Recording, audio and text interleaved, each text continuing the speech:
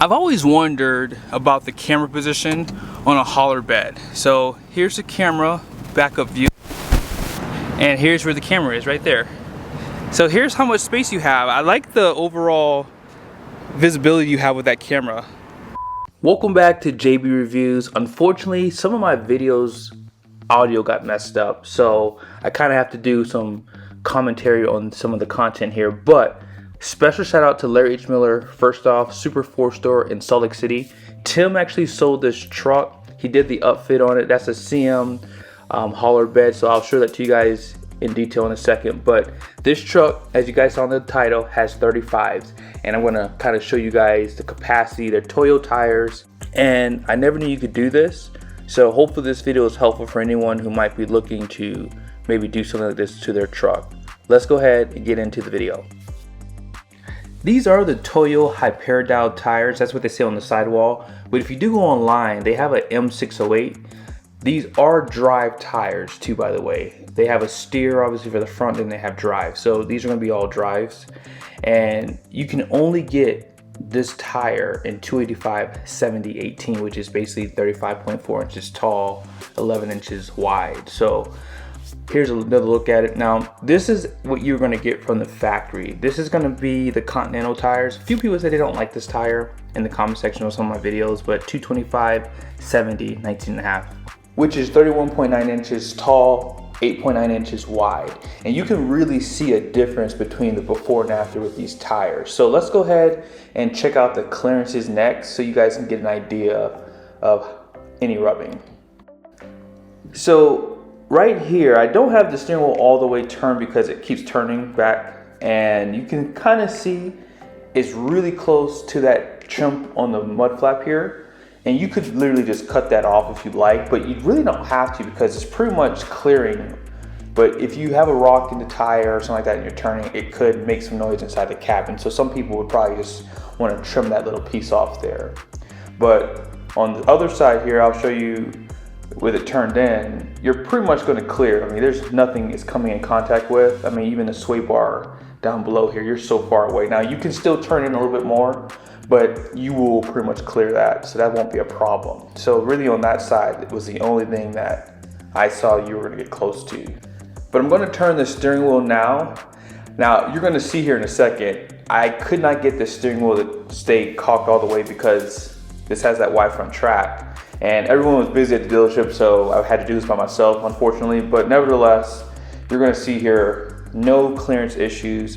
This is a 35.4 inch tire, so almost 35.5, and it clears. And I would venture to say that having the wide front track is probably one of the reasons why it does. But again, the mud flap on this side was the same story as the other side. You probably have to trim that small piece off on the end there, and you won't even notice that. So this is a CM hauler bed. It's actually an aluminum flat deck bed, and it has the toolboxes on both sides. Really good construction too. I'll show you guys some of the welds later on. It has LED lights built into it too, front and back. You have amber on the front, and those are gonna be red out back there. Dual fuel tank setup was optional on this truck. And then here's a good look inside the toolboxes. So it's pretty deep.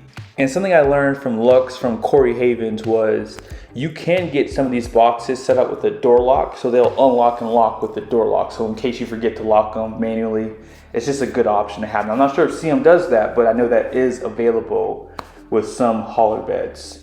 I did look up the weight for the hauler bed, by the way, but I could not find it. But I'm sure it's anywhere between 300 to 600 pounds. It might not even be that much, probably. It's probably close to that 400 pounds maybe, because it's aluminum.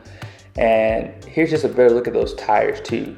Now, I could not find a Hyperdial tires. It only says M608s online. I'm not sure why that is, but I'm pretty sure the person who bought these tires, I don't know if they bought the last bit or they had these tires for a while, but these tires do not show up online. It's just M608, and I believe these are drive tires as well.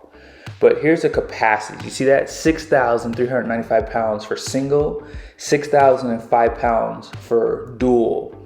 And that's 125 max PSI cold too. So these are some really robust tires. So if you were thinking, oh, to run this taller tire, you're gonna have to lose some capacity. Nope. It actually has more capacity than the tires that come on the truck from the factory. So that's a good thing about running these, are you get that aggressive look, you get a little bit taller tire, which should help it ride a little bit better, and you don't lose capacity, you actually gain more capacity. And then here's just a quick look at the suspension. You have that one overload leaf spring, and I believe you have, I think, either 8 or 10 leaves in the main pack. I can't remember off the top of my head, I did count them, but you can pause it and kind of get an idea.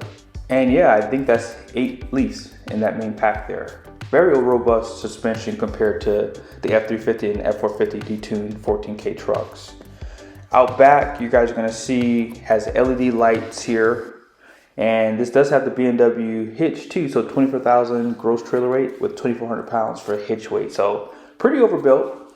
And you guys know Ford trucks are probably leading when it comes down to conventional trailer towing capacity too. Something you're gonna notice here, there's not really a step out back, and you have a 4 and 7 pin on the back for your trailer. LED lights right here. And I like how they're cleared out too. They have a nice appearance to them. And you guys will see you do have some protection up front for the cab, which I do like. Here's where your gooseneck ball is. It's pretty much fixed in there, and you have this cover for it too. They do provide a 7 pin in here for your trailer. And you guys will see on the side, there is a mounting point for your chains as well. This cover does not come off, but I'm assuming, and this is my assumptions, is some people probably lose these, and so they figure it's just better for them to be fixed on there. And here's some of the welds on the bed too. And I'll show you some on the front of the hauler bed too as well. So really good construction, heard good things about CM, as I said. Now I'm pretty sure this is a question that most of you have, and that's, do you have to run spacers between the tires out back? The answer is no. You have about 1 inch between the tires, and that should be enough. So even when you add 3,000 or 4,000 pounds of weight back there, they should not come in contact. But if you do have to run a spacer, you have to go 2 inches, or you may have to cut the studs. That was something I ran into with my 12.5 wide tires. But this is the perfect setup for a truck here. And I really think that anyone looking to do this upgrade will be really satisfied with it. It has a really nice appearance to it. And it really does look stock. I mean, when you see the truck, you know, with the 225s versus 285s, there's a huge difference on this. So I'm sold. Where can I sign to get an F550 with 35's? Here's the other toolbox. So nothing different. They're pretty much the exact same on both sides. And here's one thing I wasn't too happy about, was the DEF position. I don't know why they would put that on the passenger side. Very weird. But you know, they have reasons for what they do, and yeah, I would prefer that to be on the driver's side. Up front, you guys can see this was a Lariat, so you have the LED headlights. I did a video with Tim on this truck, so if you want to go back and watch it, I did a walk around with it, and he kind of discussed some of the updates that they did for the 2023 model year. So let me go ahead and show you guys the interior next.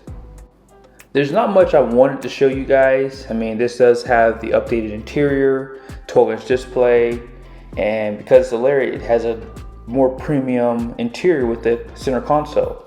But I don't believe I showed this in the last video I did on this truck. So dual fuel tanks. One is only showing that it has gas, the other one's completely empty. But I thought this was kind of cool because I don't recall showing this. And this is something that, you know, most people buy these trucks for, is to have that extra fuel capacity, especially when you're towing 30,000 pounds. You're gonna probably be getting 70 miles to gallon. But as I mentioned, 12-inch display, dual climate control, push button start. Such a nice interior, has a premium sound system. And because this truck is complete, here are the numbers on the door when the truck got to the dealership. And then you guys will see, I'll show you the sticker with the upfit. Now they don't show the payload. For some reason, I thought they would show the payload right here. And unfortunately, that was not the case. So it's a little bummed by that, because I'm thinking F550 with the 19.5 GVWR, you probably have about 10,000 pounds of payload, because the bed that they put on here is not that heavy. And yeah, I mean, this would be a really nice setup for someone who needs to tow heavy for hot shot. But like I said, guys, Larry H. Miller Super 4 allowed me to do this video. So be sure to give these guys a look up here. And yeah, Tim can get your truck ordered with these tires. I mean, they don't come from the factory that way, but he can get them ordered at the dealership and have them pretty much included in the price for you. So really quickly, I couldn't get anyone outside because they are pretty busy today. You can see all the cars here. So I have the steering wheel fully turned in. I do not hear any rubbing on either side. And this is why you buy an F450. Oh my goodness, insane. Even though I have the back up, it's pretty crazy how tight the steering is. So this should give you a better perspective right here. Oh, still in neutral. There it is. But yeah, look at that. I don't feel any rubbing on this truck. And yeah, this is such a great build. So if you're in the market for a F550, you want to make it look a little cool, this is a nice spec.